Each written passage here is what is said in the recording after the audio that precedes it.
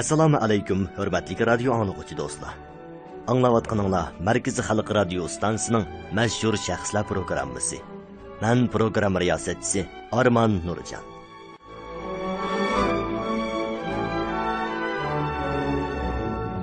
O'g'irlangan g'alba sharaflik bo'lmaydi. Men g'albini har qanday saxtpazlik vositalarining yordami bilan emas, balki ochiq-oshkora qo'lga keltirishim kerak. Mana bu mashhur imperator Iskandar Zulqarnaynning o'z qaysarligi va jasoratini namoyon qiladigan so'zi. U o'zining ana shunday qaysarligi, aql parosti bilan qo'shin tortib uzoq yil sharqqa yurish qilish jarayonida nurg'un strategik janglarni qilib, bir qadar qisqa vaqt ichida Yevropa, Osiyo, Afrikadan iborat uch cho'ng qit'ani to'g'risiga kesib o'tadigan zo'r bir imperiyani qurib chiqqan. Iskandar Zulqarnayn nihoyat jafoliq sharoitda askarlar bilan hamdamda bo'lib birlikda jang qilgan va o'z askarlariga mening badallarimda hech bo'lmasa oldi tarafimda yaralanmagan yer yo'q.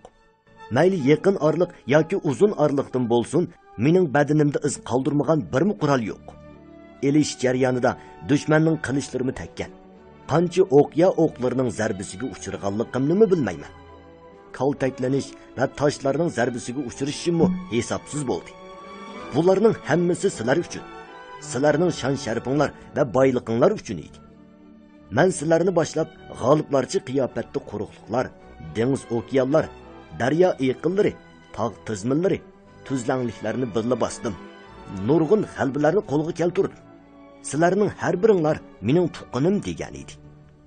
U nurg'un janglarda g'alba qilib, har qaysi joylarda o'z nomi bilan atalgan yangi shaharlarni barpo qildi. Shundaqla uning qoldirgan izlari insoniyat tarixining zo'r taraqqiyotlarini qo'lga keltirdi. Afsus, u uzoq yashay olmadi.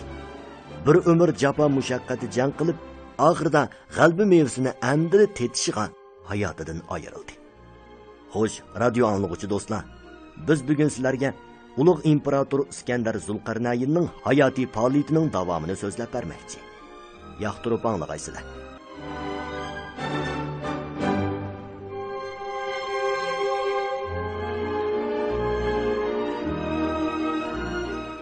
Iskandar Ptolmey qo'mondonligidagi fidoyilar, Lesmakning Agroyan qismlari va Sellogning otliq askarlar o'tira atrofini boshlab, kemalarga tushib, suvning eqishi bo'yicha bordi.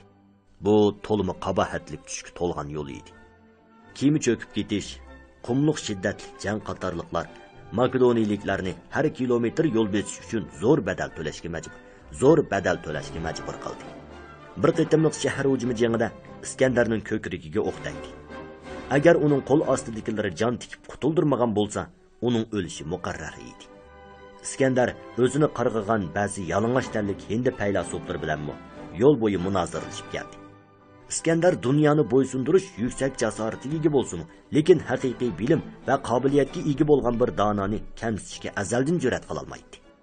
Bundan 10 yil ilgari u Yunonni istilo qilganda Afinada o'zini olam puhrosi deb atib olgan Dayozan ismli bir faylasuf borligini anglagan. U kishi o'zi yaratadigan kishilarni topolmaganlikdan pat-pat kunduzi yo'l mansa chirog'i yiqib oladi ekan. U barcha huquq va boylikni ko'zga ilmaydi ekan. Odatdagi chaqlarda yo'l bo'yidagi abjiqi chiqib ketgan bir sharob to'ngida yotar ekan. Iskandar uni hurmatlaganligidan o'zi bevosita yo'qlab berib, uning har qanday talabini qondirishni xohlaydiganligini bildirgan. Lekin shu chaqda oftobga qahlanayotgan eski sharob to'ngining xo'jayini o'z oldida turgan podshohga "Neri tur, ustimga tushayotgan kun nurini to'sib olma" degan. Lekin Iskandar bo'lsa, agar men Iskandar bo'lmagan bo'lsam, Dayozanda qilgan bo'lardim degan. Iskandar bilim ahlillarini hurmat qiladi. Uning sharqqa yurish qilgan armiyasida qo'shin bilan birga yurgan nurg'un adiblar, olimlar bor edi. Ular har bir yerga borganda zo'r miqdorda tekshirish elib berib, ilmiy faoliyatlarni qanot yaydiradi. Iskandar ularni har qachon eng yaxshi mulozimat bilan ta'min etadi. Janub qo'mong'ach kemada Iskandar va uning yanidagi olimlar yalang'och tanlik hindi faylasufi bilan bir aql farosat dialogi o'tkazdi. Bu g'arb olimi bilan sharq faylasuflarining aql farosat bobiga erishishi, iqtidor va bilim musobaqasi edi. Oxirida Iskandar bu donolarning meg'izliq nazariyalariga cho'nqur qoyil bo'ldi. Hindi olimi Iskandarga bo'lgan dastlabki dushmanlik pozitsiyasini o'zgartirdi. Milodiydan ilgirki 325-yil 7-oyda Iskandar armiyasi necha ming kilometrlik jafoliq yo'llarni besib, oxiri Hindi daryosi deltasiga yetib keldi. Bu yerda Iskandar armiyani ikki bo'lakka ayirib, bir bo'lakka Niyakos qo'mondonlik qilib, dengizda kemaga tushib, dengiz yaqilab menib, Hindi okeanidan Arab dengiziga o'tib, ikki daryo vodisidagi dengizga qo'yilish eg'iziga bordigan bo'ldi. Iskandar bo'lsa, o'zi 15 ming odamni boshlab, dengiz qirg'iqini yaqilab menib, g'arbiy shimol yo'linishiga qarab, Babilonga yangi boshdan qaytib keladigan bo'ldi. Iskandar qo'mondonligidagi odamlar dastlabda nihoyatda o'ngishli bo'ldi. Keyin qumliqqa ichkarilab kirib, yana suv va ochliq kam bo'lishining dardini yetkichi tortishga boshladi. Askarlar qumliqdan tirik o'tish uchun jangda erishgan barliq jang g'animatlarini tashladi. Keyin nurg'un chorvalarni o'ldirishga majbur bo'ldi. Nurg'un odam ochliqdan va og'riqdan o'ldi. Sabtun tushib qoldi. Yo'ldan ezib qilib, qumliqda top-top oppoq sunyaklarni qoldirdi. Iskandar bilan yenidagi generallari qaysarlik bilan tirik qoldi. Niyakos qo'mondonligidagi dengizda yurish qilgan qo'shinning ahvoli quruqlikda yurgan qo'shinlarning ahvolidan ozroqmi kelishmadi. Suv va ochliqqa kemiyib ketdi. Iskandar bilan bo'lgan aloqasi uzilib qolib, qo'shinlarning kayfiyati tuvallab ketdi. Bu qo'shin 80 kun jafoliq yurish qilish orqali oxir Persiya qo'ltig'iga kirish eg'iziga yetib keldi. Bu chaqda askarlarning chiroyi sarg'ayib, ocharchilik to'g'riqlab ketgan. Chochlari paqpiyib, yuzlari maynatlashgan. Xuddi bir to'p divonlarga o'xshaydi. Lekin sharoit har qancha jafoliq bo'lsa-mu, Niyakos dengiz yoqasining tarixi, jo'grafiyasi, kelimati, dengiz to'lqini va yerlik xalqlarning urf-odatlarini tafsiliy xotirlab oldi. Buning ahamiyati zo'r ediki, shuningdan tortib kishilar sharqqa berib savdo qilishdagi dengiz yo'lini barliqqa keltirdi. Milodiydan ilgirki 325-yilning oxirida dengiz va quruqlikdan mang'an ikki zo'r qo'shin ming bir jafolar bilan qadimki Rashkaytda uchrashdi. Shuningdan tortib 10 yilga yaqin davomlashgan zo'r ko'lamdagi sharqqa yurish qilish rasmiy oyoqlashdi. Dag'dug'liq nazar chiroq faoliyati o'tkazilgandan keyin Niyakosning qo'shini davomli yo'lga tushib, ikki daryo vodisidagi daryo eg'iziga keldi. Iskandar bilan Xofvikis ikkiga bo'linib, buningdan 6 yil ilgari ayrilgan Pirospolisga qarab yurib ketdi. 2-yil bahorda ular go'zal Pirospolisga yana bir qitim keldi. Persiyaning ichki joylariga oxiri tinch omon qaytib kelib, Iskandarning dil yayrab ketdi. U beg'irang jiyak tutilgan ko'z chaqintadigan bir podshohlik to'nini almashtirib, bir oq jang etig'i mindi. Uning kaynidagi rangi o'xshaydigan 8 jang etig'i mingan generallar birdak oltin dubulg'a kiyib, oltin kamar bog'lab, so'sin ranglik jang to'llarini kiyishgan edi. Bu 8 generalning janglarda ko'rsatgan tuhfasi alayda bo'lg'achqa, fidoilar ofitserlik sharafnomiga erishgan.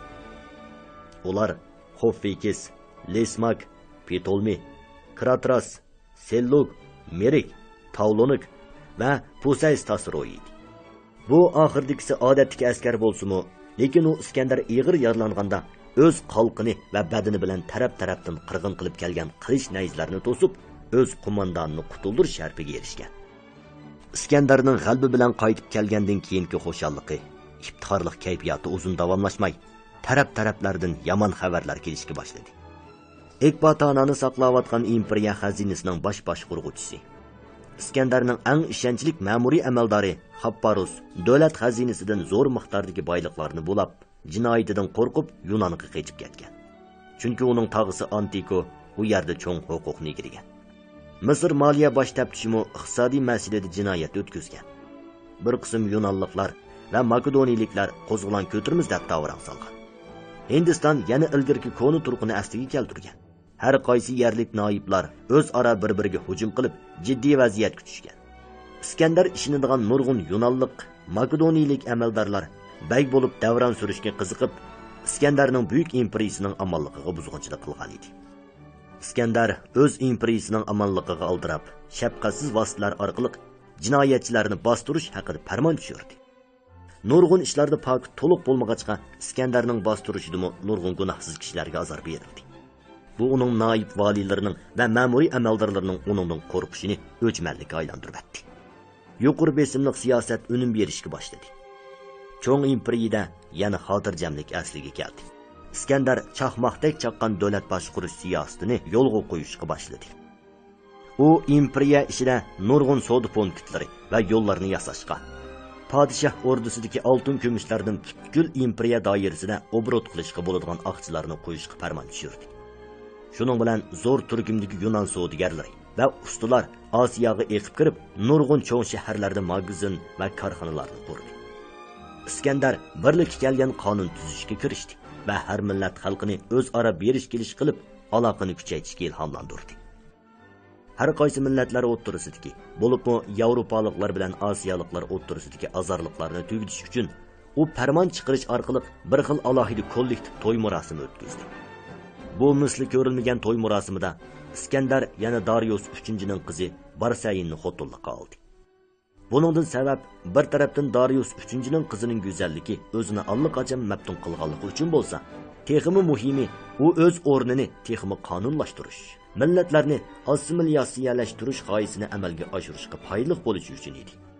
U o'zining kelgusi farzandining Xoffeykesning farzandi bilan bir navri tuqqan bo'lishi uchun Darius 3-ning yana bir qizi Derifedesni uning elishiga ruxsat qildi.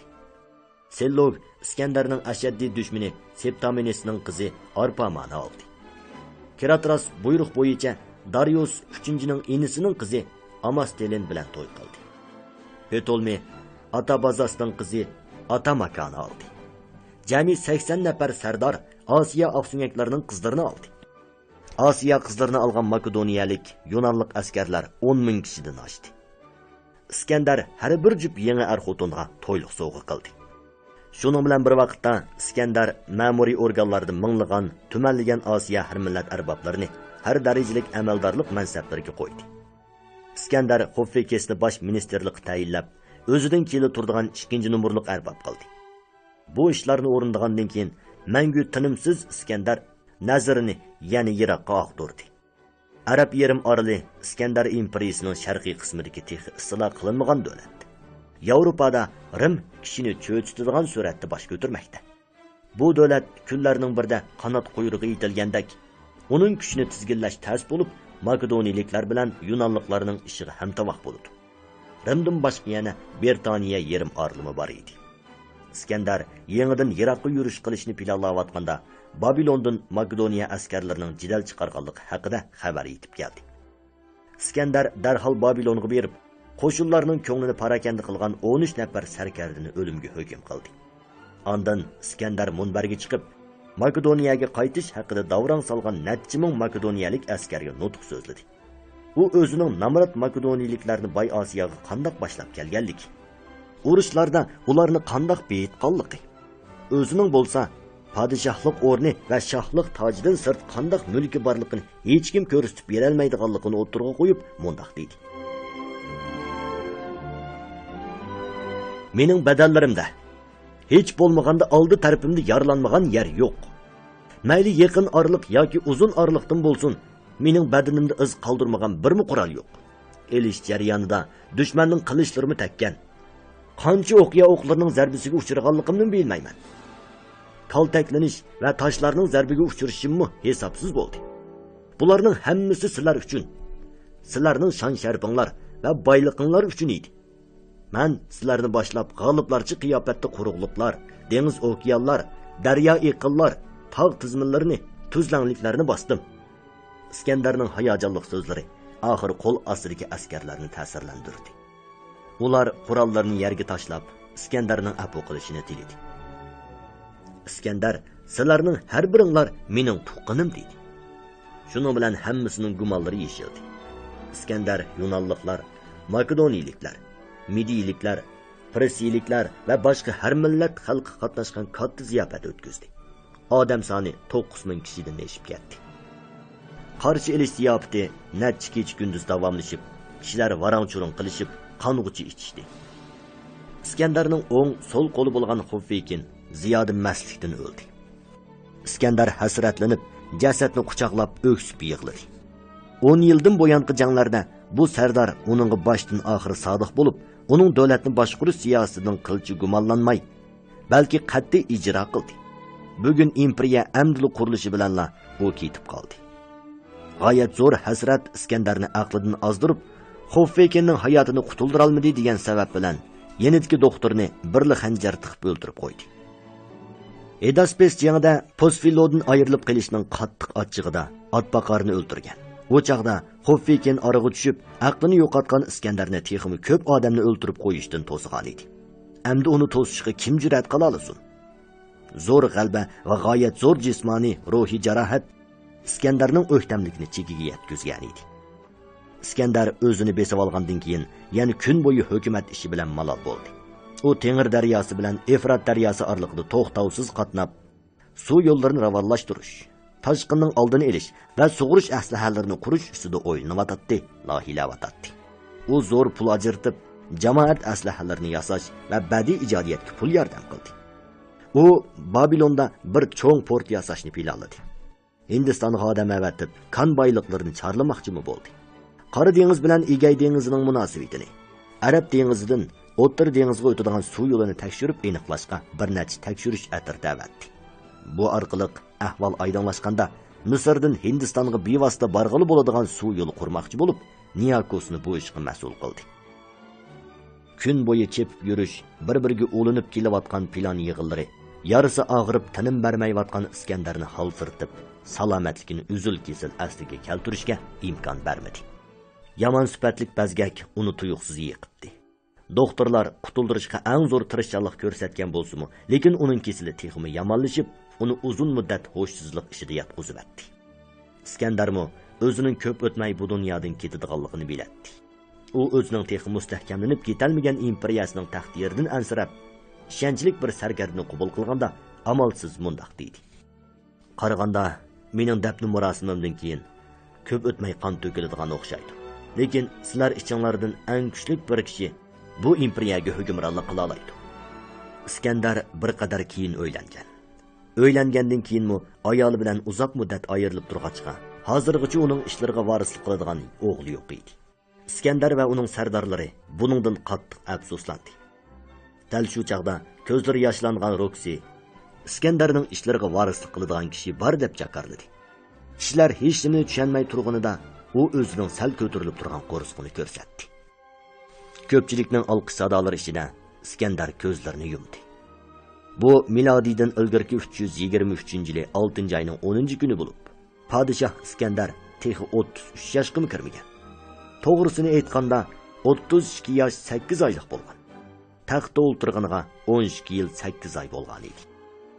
Iskandar tuyuqsiz kasal bo'lib o'lganda, armiya va butkul imperiya ideyaviy tayyorliqsiz bo'lg'achqa, kimning gapini anglashni bilolmay qalaymuqanchilik ishida qoldi. U uning qo'l ostidagi sarkardalar huquq va manfaat talashishga kirishdi. Bo'libmi Iskandarning jasadini talashdi. Shuning bilan uning dafn murosimi to'p-to'g'ri 1 yil o'tgandan keyin ondan o'tkazildi.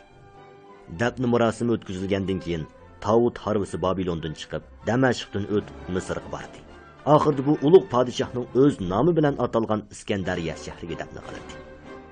Bu chaqda Roksiyenning quchqida bir o'g'il buvoq bo'lib, bu Iskandarning bu dunyoda qoldirgan birdan-bir qon qayrintishi edi. Kishilar ko'p o'tmayla bu ona bola ikkisini unutib ketishdi. Xoffekin o'lgandan keyin Iskandarning qo'l ostidagi sarkardalardan hech qaysining butun davlatni ittifoqlashtirishga nopozi va iqtidori yo'q edi. Tezlikda Iskandariya imperiyasi tabiiy chegara bo'yicha 3 xalliqqa bo'linib ketdi. Antiko yanada markaziy o'rinda turadigan Makedoniyaga hukmronlik qildi. Sellog imperiyaning Osiyo qismini egalladi. Hindiston bo'lsa tezlikda ayrilib chiqdi. Sardar Ptolmey Misrni egalladi.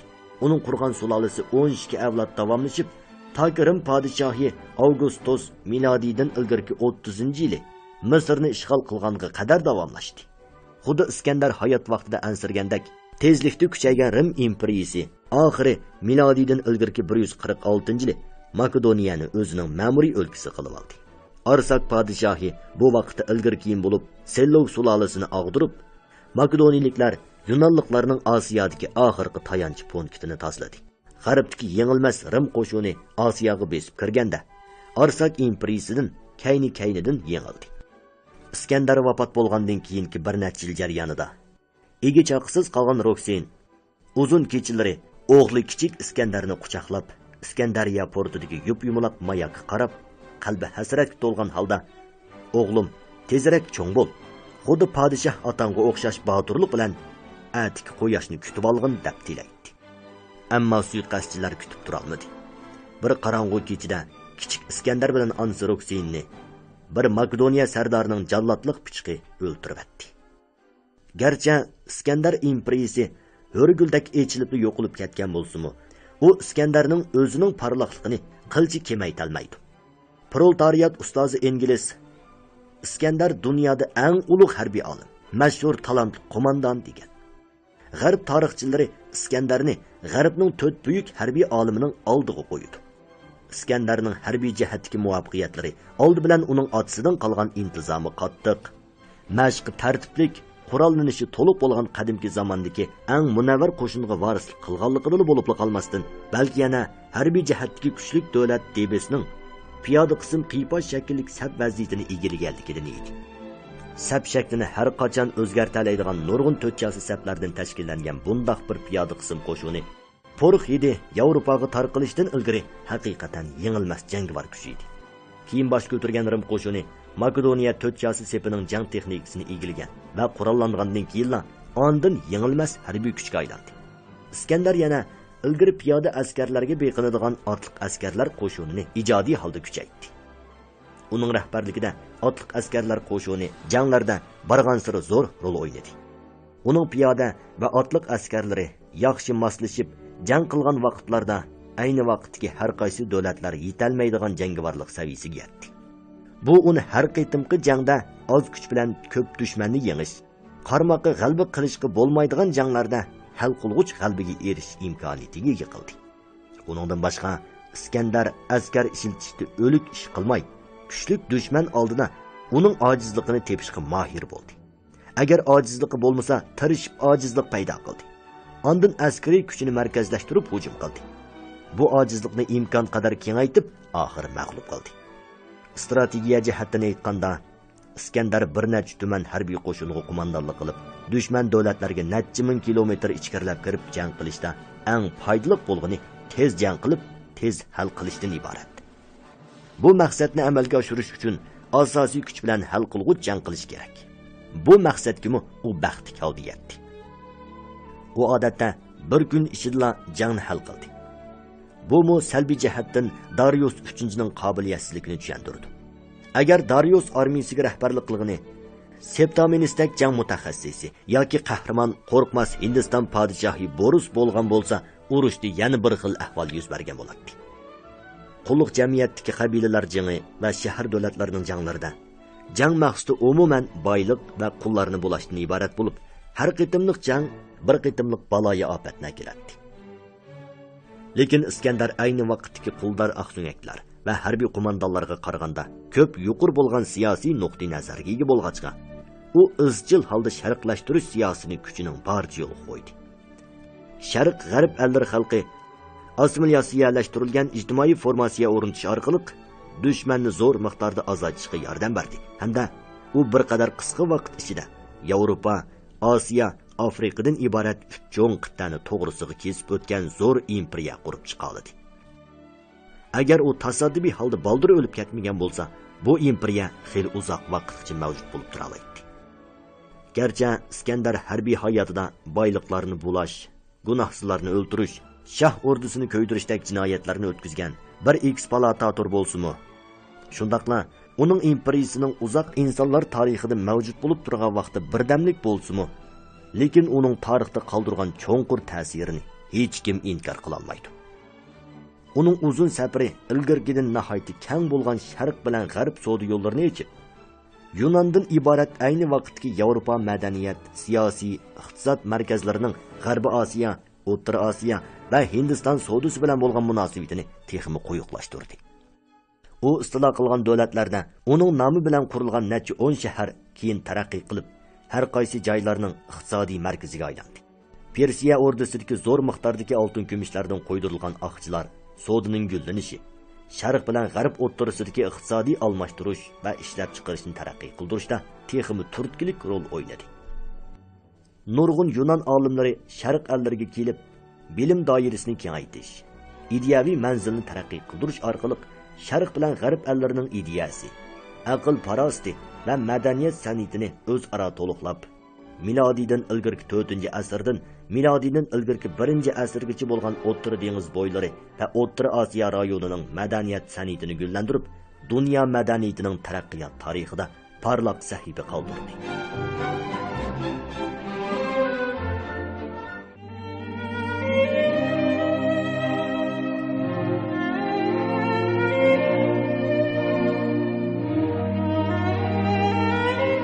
Bu tarixlar sizning va bizning turmushimizga o'xshash oddiygina turmushdan putilgan. Biroq bu turmush mangu yodlanadigan obidini tikladi. Radio anglag'uchi do'stlar, vaqt e'tibori bilan bugungi mashhur shaxslar programmasi mushu yerda oxirlashdi. Ata biz yana o'xshash vaqtda sizlar bilan birga tarix patlaridan, ulug'larimizning hayot kechirmishlaridan davomli bahralanamiz. İşinimizki mashhur shaxslar programmasi sizni mashhurlar bilan eng yaqin holatda uchrashtirgusi. Agar bugungi programmamizni vaqtida anglayolmagan bo'lsanglar, stansimizning Uyg'urcha radio tori, ya'ni 3w.uycnr.com toriga chiqib, qayta anglasanglar bo'ladi. Mashhur shaxslar programmasi har kuni Beijing vaqti tushdan keyin soat 18dan 30 minut o'tganda, Urumchi vaqti soat 16dan 30 minut o'tganda, takror anglatish vaqti Beijing vaqti kech soat 0 da, Urumchi vaqti 22 da davomli huzuringlarda bo'ladi. Bugungi programmamizning texnik muharriri Dilara Farruh, muharrir Abduvoyid Niyoz, mas'ul muharrir Dildor Muhammad Rahim, bosh nazoratchi Gulbahor G'ofur. Mikrofon oldida Arman Nurjan. Xayr xo'sh, kelarki sonda ko'rishaylik.